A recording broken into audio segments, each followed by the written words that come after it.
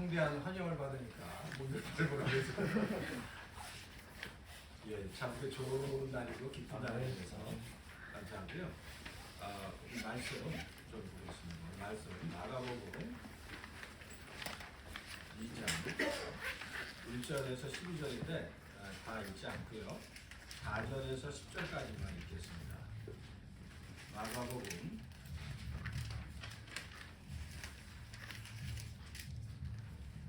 2장 4절에서 10절까지 우리 한 절씩 교독하겠습니다. 찾으셨습니까? 자, 읽겠습니다.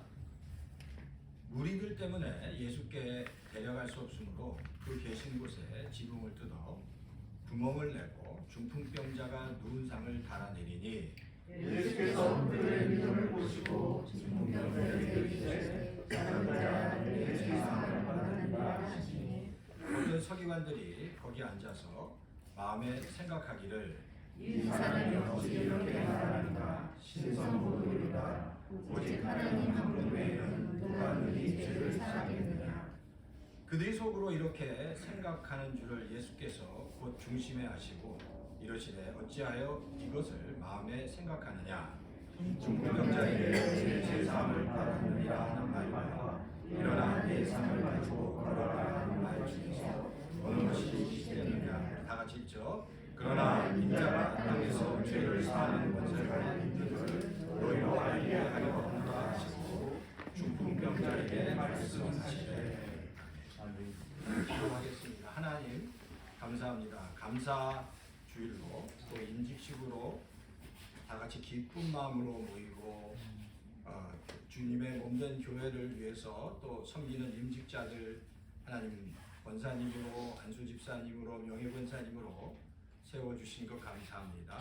하나님 우리 열린교회와 모든 성도와 오늘 임직 받으시는 하나님의 또 자녀들도 한량없는 큰 복 허락하시고 몸된 교회 위해서 하나님의 나라를 위해서 늘 귀하게 정말 헌신하고 쓰임 받을 수 있도록 주여 도와 주시옵소서. 감사를 드리고 모든 말씀을 예수님의 이름으로 간절히 기도합니다. 아멘. 한 영국의 젊은이가 이 땅에서 완벽한 교회를 찾기 위해서 막 돌아다녔습니다. 돌아다니다가 영국의 아주 유명한 찰스 스펄전 목사님을 만나서 이렇게 질문합니다. 목사님, 저는 완벽한 교회를 찾고 있는데 아직 찾지 못했습니다. 혹시 목사님이 찾으신다면 저에게 알려주십시오라고 물었습니다.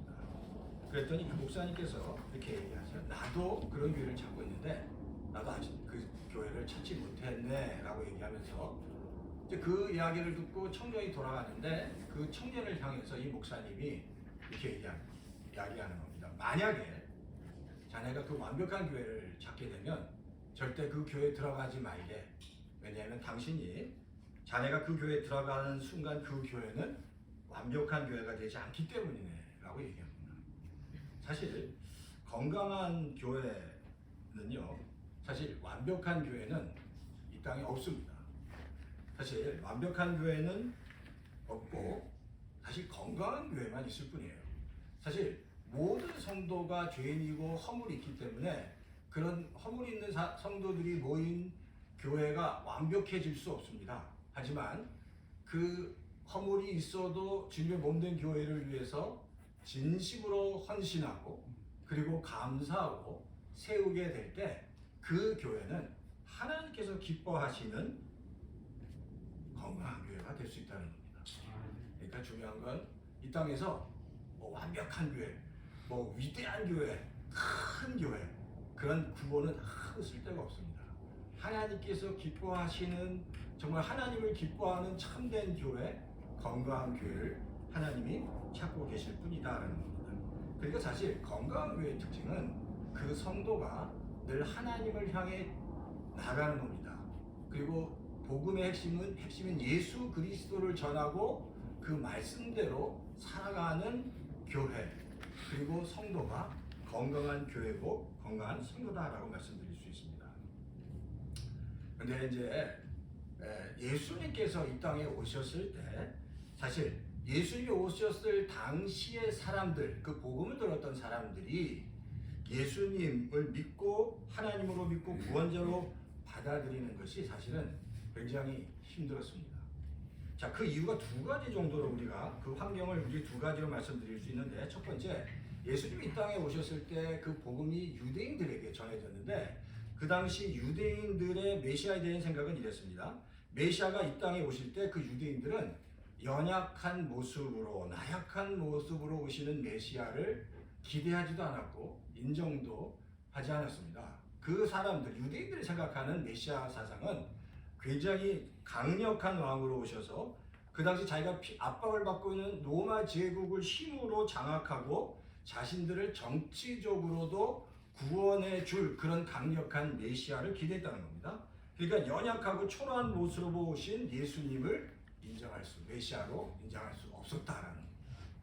두 번째는 예수님께서 이 땅에 오셨을 그 1세기예요. 그 당시 1세기 상황이 어땠냐면, 로마 제국이 정말 대부분을 장악하고 있고 통일했습니다.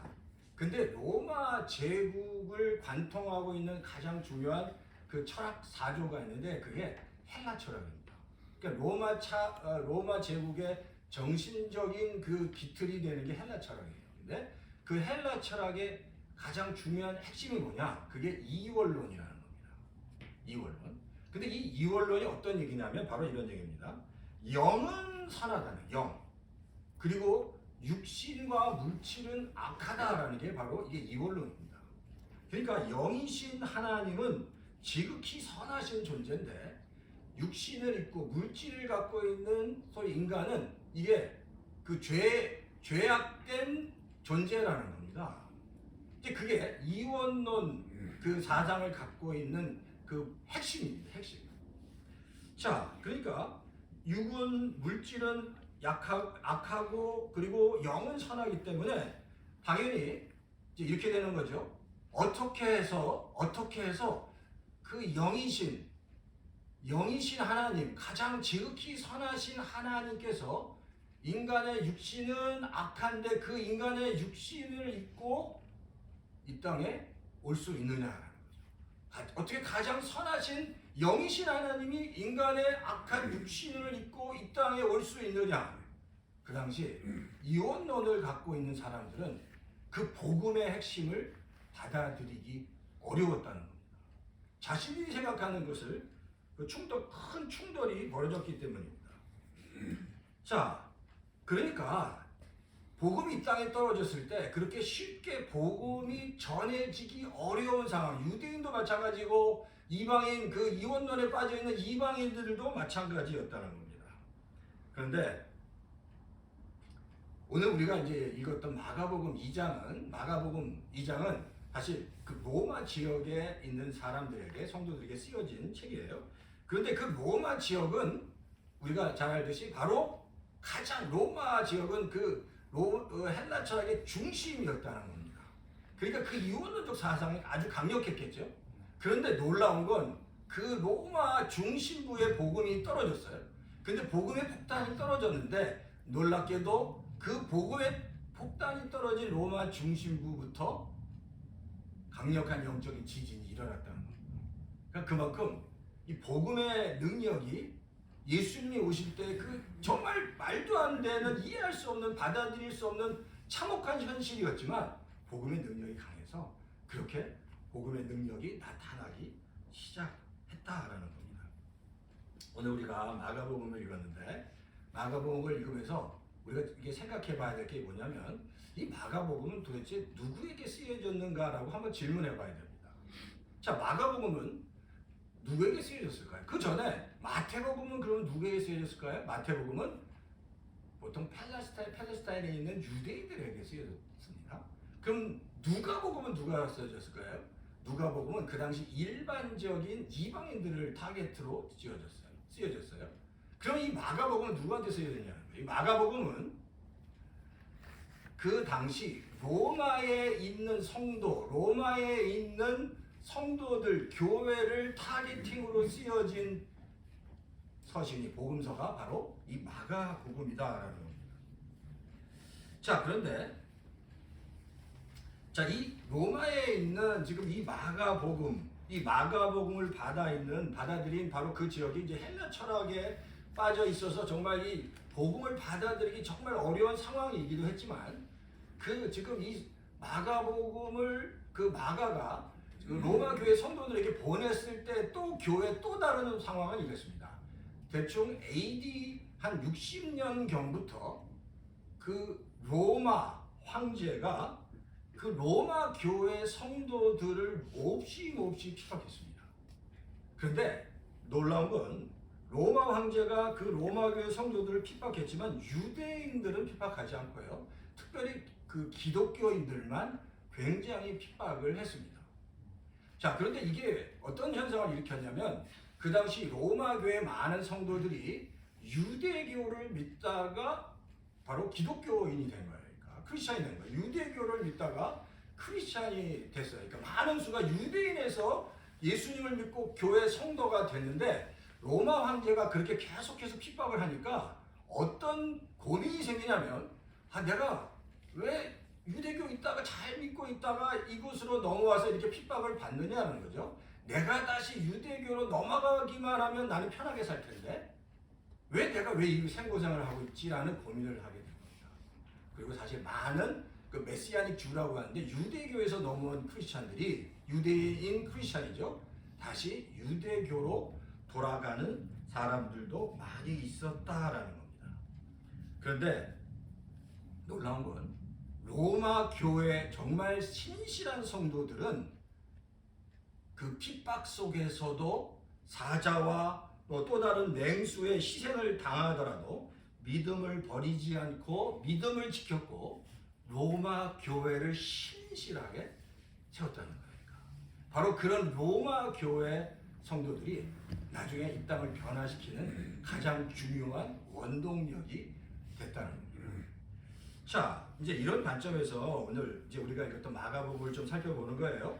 자, 그런데 오늘 사건을 통해서 오늘 본문이 그거잖아요. 예수님께서 중풍병자를 고치는 사건입니다. 근데 예수님께서 중풍병자를 고치는 이 사건이 유독 이 마가는 이 사건을 다른 복음서의 기자들보다 더 많이 강조를 해요. 그러니까 이게 이 중풍병자를 고치는 사건이 마태복음과 누가복음에도 있는데 마가복음은 유독 가장 앞쪽에 이것을 두고 강조하고 있다는 겁니다. 그럼 왜 마가가 이 사건을 그렇게 유독 강조하고 있을까라는 우리가 질문을 한번 던져볼 수 있습니다. 사실 본문 이제 우리가 읽지는 않지만 2절에 보면 수많은 무리들이 예수님을 보기 위해 나왔습니다.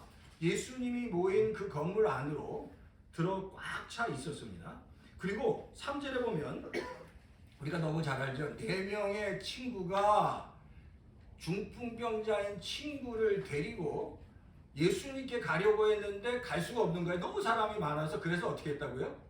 어떻게 했어요? 지붕을 뚫었어요. 여기 보면 이제 이것보다는 뭐 약해서 그런지 지붕을 뚫고 줄을 달아내고 예수님께 지금 그 친구를 데리고 온 거예요. 그러니까 지금 그 사건이 여기에 기록되어 있다는 겁니다. 그걸 아주 마가는 아주 구체적, 다른 복음서보다 아주 구체적으로 기록하고 있다는 거예요. 그러면 이제 우리가 질문이 이거예요. 어떻게 하면 마가가 이 사건을 통해서 로마 교회 성도들, 지금 이 마가복음은 누구에게 쓰여졌다고 그랬죠? 로마 교회 성도들에게 쓰여진 거예요. 그러니까 이 로마 교회 성도들에게 무슨 메시지를 주기 위해서, 그리고 이 메시지가 그럼 지금 이 말씀을 듣고 있는 우리 열린교회 성도들에게는 어떤 메시지를 주기 위해서 이게 쓰여졌을까라는 겁니다. 첫 번째는 첫 번째 건강한 공동체, 건강한 교회는 이 고백이 있어야 된다는 거예요. 바로 예수 그리스도가 전능하신 하나님이시고 내 인생을 주관하시는 주권자이십니다라는 분명한 고백을 해야 한다는 겁니다. 이게 지금 마가가 지금 이 사건을 통해서 첫 번째 그 메시지를 주고자 한다는 겁니다. 전능하신 하나님이고 내 인생을 다 주관하시는 주권자이십니다라는 것을 강조하고 있다는 거예요. 그게 예수님의 강조이기도 하고 마가의 강조이기도 한다는 거예요. 자, 9절 한번 보세요. 9절. 자, 오늘 9절 보면 성경에 이렇게 기록합니다. 한번 구절 한번 다 같이 읽어볼까요? 시작. 중풍병자에게 내 죄사함을 받았느니라 하는 바가 일어나 내 삶을 가지고 걸어가라 하는 말 중에 어느 것이 쉽겠느냐 물어보는 겁니다. 뭐가 쉽겠냐? 내 죄사함을 받아라. 그리고 그 상을 들고 가지고 걸어가라. 그러니까 사실 예수님은 두 가지를 다 하실 수 있는데 뭐가 더 쉽겠느냐라고 먼저 질문하셨지만 예수님의 의도는 10절에 이렇게 말씀하세요. 그러나 인자가 땅에서 죄를 사하는 권세가 있는 줄을 너희로 알게 하려 하노라 하시고 뭐라고 말씀하시는 거예요? 인자가 두 가지 다 할 수 있지만 먼저 죄를 사하는 권세가 있는 걸 너희가 알아라 라는 겁니다. 자, 이 죄를 사해 줄 수 있는 이 권세를 알라고 하는 이 말씀의 메시지의 핵심은 뭐냐면 이겁니다. 예수님께서는 죄를 사해 주시는 문제와 질병을 치유해 주는 문제를 다 하실 수 있지만 예수님께서 먼저 원하시는 것은 죄를 사해 주시는 문제, 바로 죄를 사해 주시는 문제를 먼저 해결해 주시겠다고 선언하는 겁니다. 자, 그러면 죄를 사해 주겠다는 게 무슨 얘기야? 무슨 얘기냐는 거예요. 이 죄를 사해 주겠다는 이야기는 바로 예수님이 나는 전능하신 하나님이시다라는 것을 말씀하는 거예요.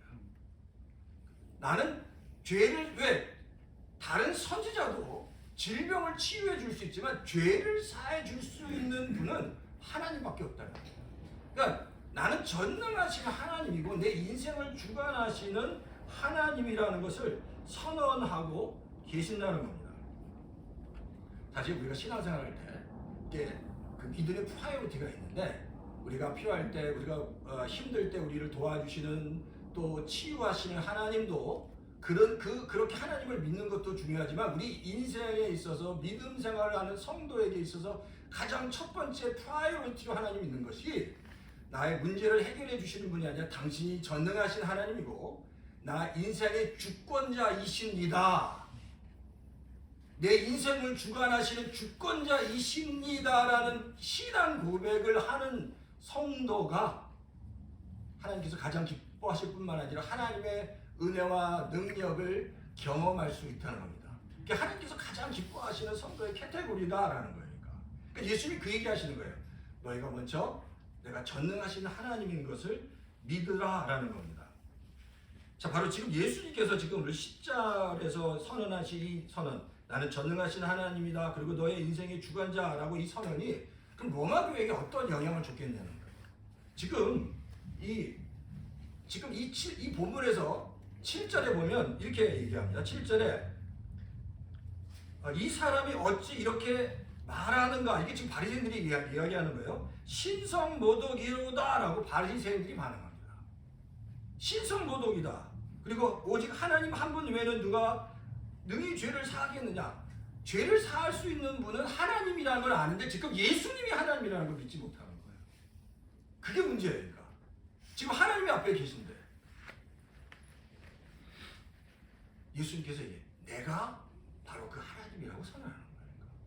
그리고 그 예수님에 대한 고백, 분명한 고백, 전능하신 하나님이시고 내 인생의 주권자이십니다라는 고백을 원하신다는 거예요. 그게 지금 이 본문에서 예수님께서 하신 말씀인데 사실 로마 교회 성도들이 이 말씀을 로마 교회 성도들이 봤을 때 사실 로마 교회 성도들은 어떤 상황일까요? 로마 교회 성도들은 굉장한 핍박 가운데 있어요. 그러면서 내가 지금 이 신앙생활을 지금 잘하고 있는가, 내가 지금 여기 계속 있어야 되는가, 다시 유대교로 돌아가야 되는가, 아니면 교회를 떠나가야 되는가, 너무 핍박을 많이 받고 있기 때문에 그 상황 속에 있는 로마 교회 성도들이 이 메시지를 들으면서 정말 우리가 이 고난 가운데 이런 고난 가운데 우리를 정말 다시 회복할 수 있는 진정한 믿음의 고백은 이 문제를 해결해 주십시오가 아니라 예수 그리스도가 전능하신 하나님이십니다. 그리고 내 인생의 주권자이십니다. 라는 고백을 한 성도들이 바로 그 로마 교회 그 고난 속에서도 끝까지 믿음을 잃지 않고 나갔던 성도들이었다라는 겁니다. 그러니까 우리 신앙생활의 그 가장 중요한 것은 가장 중요한 믿음의 고백 프라이어리티가 무엇인지 알아야 한다는 거예요. 마태복음 8장에 보면 백부장이 자신의 하인의 문제를 가지고 나가는 장면이 있습니다. 이게 좀 마태복음 8장 한번 찾아보시겠어요? 마태복음 8장에 보면 자 7절 8절만 보겠습니다. 마태복음 8장에 보면 이제 백부장이 자기 하인의 문제를 가지고 나가는데 자 예수님께서 그 하인이 이제 그 백부장이 자기 하인의 문제를 가지고 나왔을 때 예수님께서 그 백부장에게 이렇게 얘기하세요. 7절에 내가 가서 고쳐주겠다고 얘기해요. 그러니까 내가 지금 어디 가겠다는 거예요? 너희 집에 가서 너 그 하인의 문제를 고쳐주겠다고 얘기하시는 거예요. 근데 백부장이 8절에 이렇게 얘기합니다. 주여 내 집에 들어오심을 나는 감당하지 못하겠사오니 다만 말씀으로만 하옵소서. 그러면 내 하인이 낫겠습니다. 바로 이 고백을 하고 예수님이 그 고백에 너무너무 감동을 되어서 굉장히 큰 칭찬을 하십니다. 근데 보세요. 그러니까 이 고백이 어떤 고백이기에 그렇게 예수님께서 감동을 하셨을까요? 이 고백의 핵심이 바로 그거예요. 예수님 당신이 전능하신 하나님이십니다. 내 인생을 주관하시는 주권자이십니다라는 고백이 그 백부장의 마음속에 있는 거예요.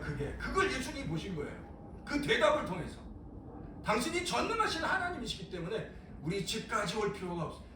지금 말씀만 하시면 낫겠습니다. 예수님이 그 백부장의 고백을 듣고 10절에 이렇게 말씀하십니다. 내가 진실로 너에게 이르노니 이스라엘 중에 어떤 믿음을 보지 이스라엘 중에 이런 믿음을 보지 못하였다. 예수님 너무너무 감동이 되십니다. 근데 더 놀라운 건 이런 백부장이 어떤 사람이야? 이스라엘 사람들이 봤을 때 유대인들이 이 백부장을 봤을 때 이 백부장은 자기들을 핍박하러 온 아주 정말 위협적인 그리고 사악하고 무서운 점령군이었다라는 거예요. 그들이 가장 혐오하는 점령군이고 이방 장교였어요. 근데 그 당시 이스라엘 사람들이 생각할 때 정말 혐오하는 사람이고 이방 장교인데 그의 믿음이 자신들보다 더 좋았다는 거예요. 이게 믿음의 비밀입니다. 출신이 어떻든 간에 뭐 어디에 살았든 간에 중요한 건 그것과 상관없이 그 사람의 그 마음이 어떻게 예수님을 향해 어떻게 향해 있는지 그 가장 아름다운 모습으로 어떻게 뭐 출신과 상관없이 그 이방 장교가 그 믿음을 갖고 있었다는 거예요. 그러니까 사실 이 얘기를 듣고 있는 만약 이 사건을 듣고 있는 유대인들 얼마나 열이 받았겠습니까?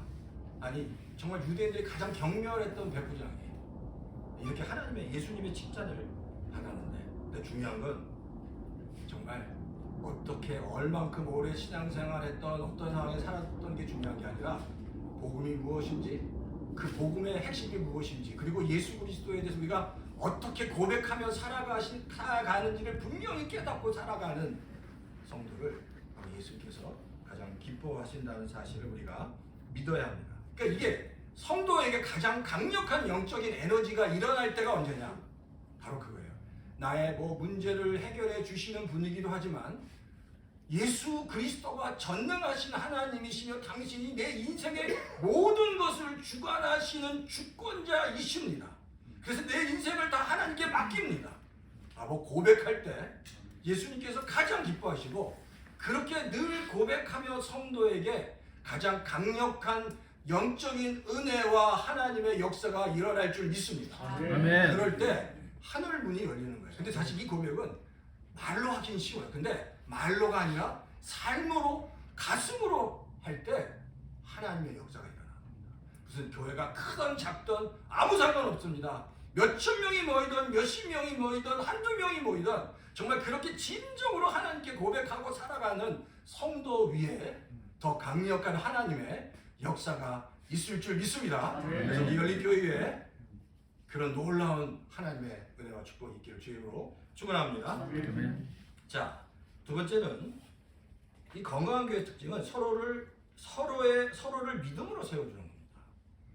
서로를 믿음으로 세워줘요. 자, 오늘 본문 4절 5절 한번 보세요. 4절 5절.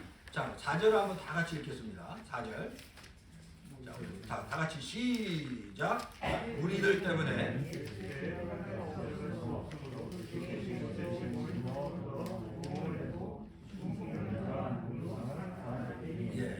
자, 구멍을 뚫고 내려주는데 5절에 예수께서 그들의 믿음을 보시고 중풍병자에게 이르시되, 지금 이게 5절에 보면 예수께서 중풍병자의 그 죄와 그 병의 문제를 해결해 주시는 장면에서 지금 예수님께서 주목하시는 게 있는데 뭘 주목하고 있냐는 거예요.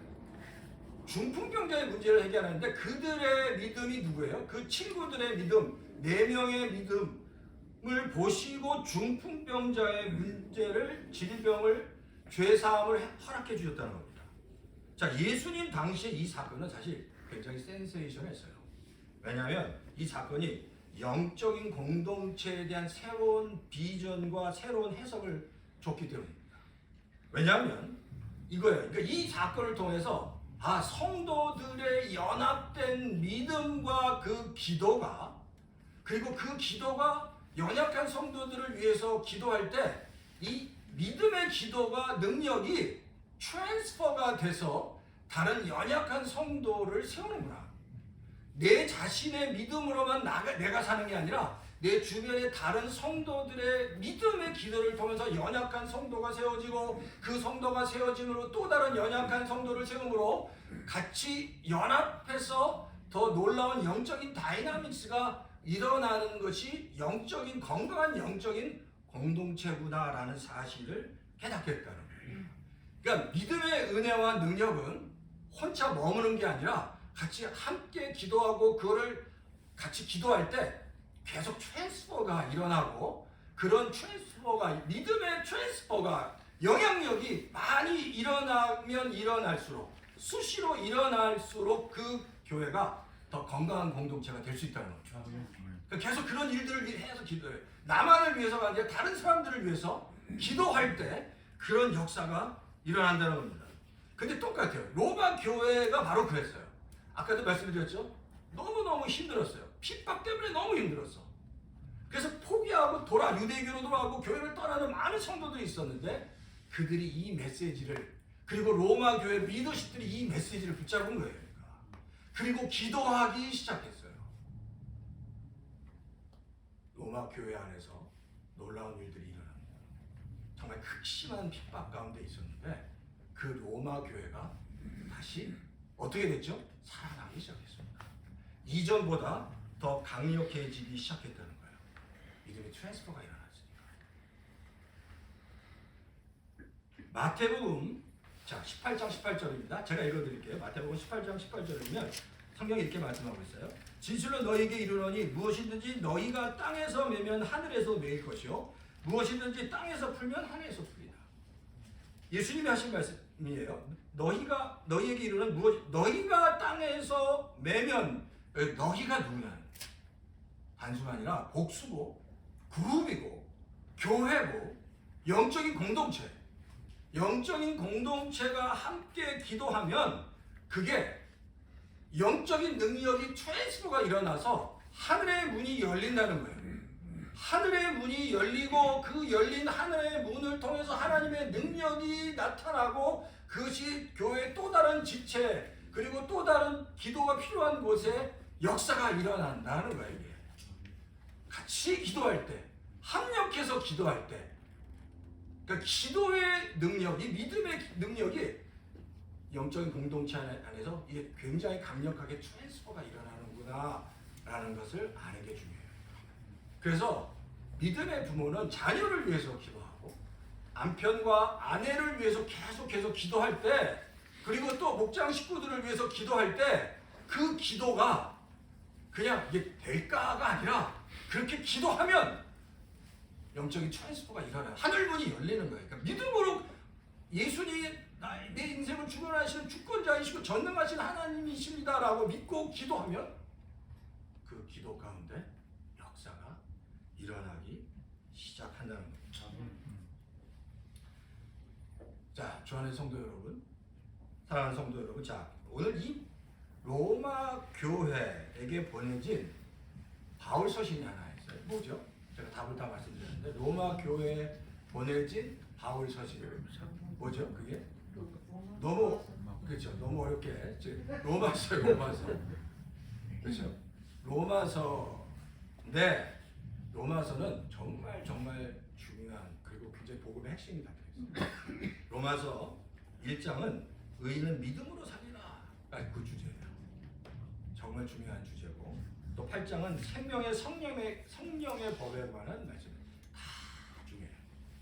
근데 사실 제가 로마서를 읽으면서 제가 생각하기에 가장 중요한 소중한 그 장이 로마서 16장이에요. 한번 로마서 16장을 펴보세요. 로마서 16장을 보면 지금 이게 바울이 로마 교회 성도들에게 지금 또 서신을 보내는 거예요. 바울이 로마 교회를 방문하지도 않고 방문하기 전에 서신을 보냈는데 바울은 이 로마 교회 성도들과 리더십들을 이미 너무 잘 알고 있어요. 자 이제 보세요. 이제 16장에 이제 그 사람들이 딱 나오는데 바로 이 로마 교회 16장을 보면 여기에 로마 교회 성도로서 가진 핍박 속에서도 로마 교회를 눈물과 헌신으로 정말 세운 성도들의 이름이 쫙 나와요. 그리고 그 이름만 나오는 게 아니라 그들이 어떻게 로마 교회를 위해서 헌신했는지도 바울이 직접 이렇게 다 기록하고 있다는 거예요. 그게 로마서 16장에 나옵니다. 이름이랑 그 사람이 이렇게 교회를 섬겼다. 근데 그 바울이 쓴 그 기록들을 보면 그게 바울의 가슴 속에 이미 새겨져 있는 거예요.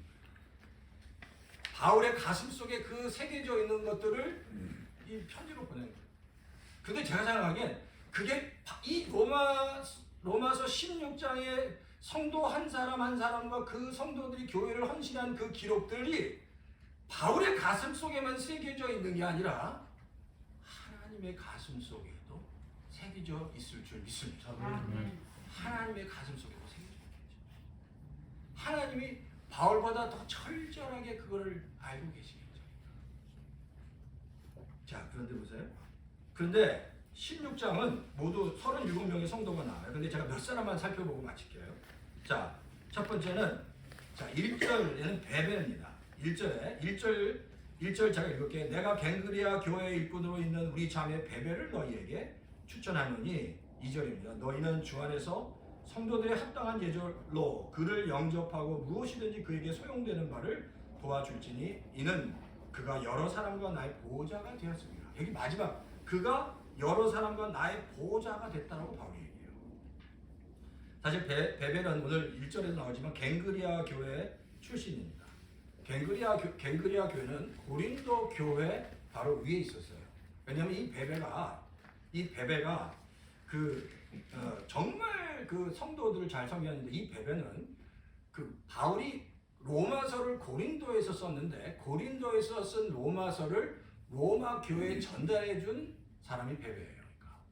그러니까 자기가 가장 이 피 같은 이 서신을 전달해 줄 정도로 얼마나 굉장히 신임했던 사람이었다는 거죠. 그런데 바로 그렇게 바울을 도와주었는데 바울이 그러니까 그렇게 정말 극진하게 도와줘서 그런지 바울이 뭐라고 해요? 나의 보호자다. 여러 사람 바울이 고백하기를 그 베베는 나의 보호자다. 그러니까 그 정도로 얘기했다면 이 베베가 얼마나 교회와 바울과 하나님의 나라를 위해서 헌신했을까요?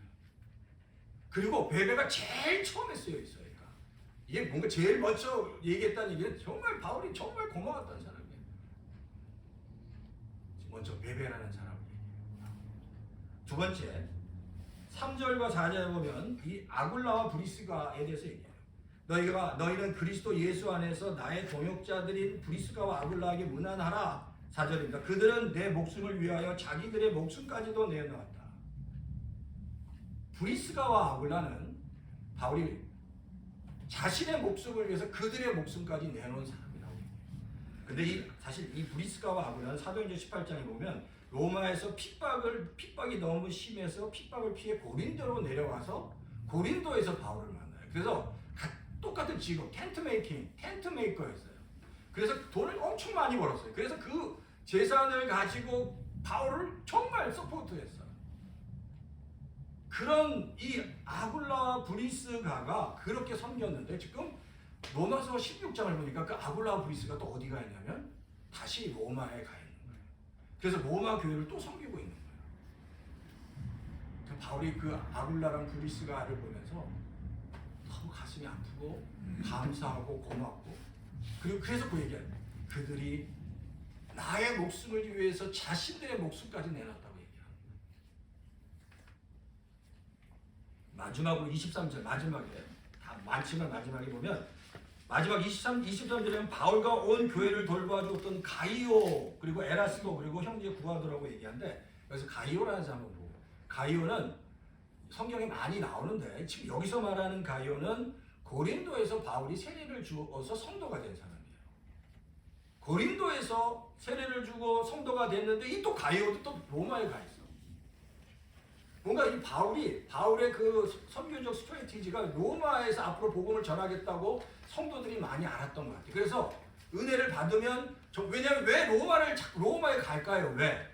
왜 자꾸만 이렇게 로마에 가고 로마에 대해서 하고 있을까요? 그 당시 로마가 전 세계의 십자이고 가장 핵심이니까 거기에 복음이 떨어져야 하나님의 나라가 확장되기 때문에 그렇게 로마를 강조했던 거예요. 근데 거기 또 로마에 가는 거예요. 가요가. 그렇게 살았던 한 사람 한 사람들의 이름을 적고 있는 게 로마서 16장입니다. 그 로마서 16장의 그 기록들을 보니까 하늘나라 생명체뿐만 아니라 하나님의 가슴 속에도 새겨져 있을 겁니다. 근데 제가 사실 이 로마서 16장을 보면서 우리 열린교회 성도님들도 생각해봤어요. 열린교회 성도님들도 사실 바울이 로마서에 이렇게 기록된 것처럼 이렇게 기록될 분들이 많이 있을 것 같아요. 진짜. 그래서 이렇게 글쎄 그 생명책에 우리 열린교회 성도님 가운데 힘들지만 몹시 바쁘지만 때때로 몹시 지쳤지만 한결같이 주님의 몸된 교회를 위해 헌신을 다했던 아무개아무개 장로, 권사, 집사, 성도, 하나님의 생명책이 이렇게 한때 절망 속에 힘들었지만 이제 회복해서 목숨을 다해 주님의 몸된 교회를 세운 아무개아무개 성도, 이런, 제가 생각하기에 이런 기록들이 우리 열린교회 성도님들의 그 기록에, 생명책에 다 기록될 줄 믿고 앞으로 또 많은 성도들이 이런 정말 하나님께서 기뻐 받으시는 그 기록들 생명책에 많이 있기를 주의로 축원합니다. 오늘 임직 받으신 두 분 안수 집사님, 세 분 권사님, 또 명예 권사님, 이거 정말 하나님이 세우시는데 교회를 위해서 헌신해서 바울이 로마서 16장에 정말 가슴속에 철필로 가슴에 새긴 것 같이 정말 이렇게 하나님 앞에서 교회를 위해서 잘 섬겨서 우리 열린교회, 요즘 뭐 교회가 무슨 뭐 엄청난 건물 크고 숫자가 많은 건 하나님 앞에서 다 소용없어요. 한 사람 한 사람이 정말 그 전능하신 하나님의 주권을 인정하고 살면 나중에 하나님 앞에 갔을 때 그 교회가, 그 성도가 하나님께 큰 축복을 받고 잘했다 정말 칭찬받는 종이라고 인정받을 줄 믿습니다. 하나님께서 열린교회를 귀하게 세우시고 인도해 주실 줄 믿습니다. 네, 잠깐 우리 한번 통성으로 기도하죠. 통성으로 하나님,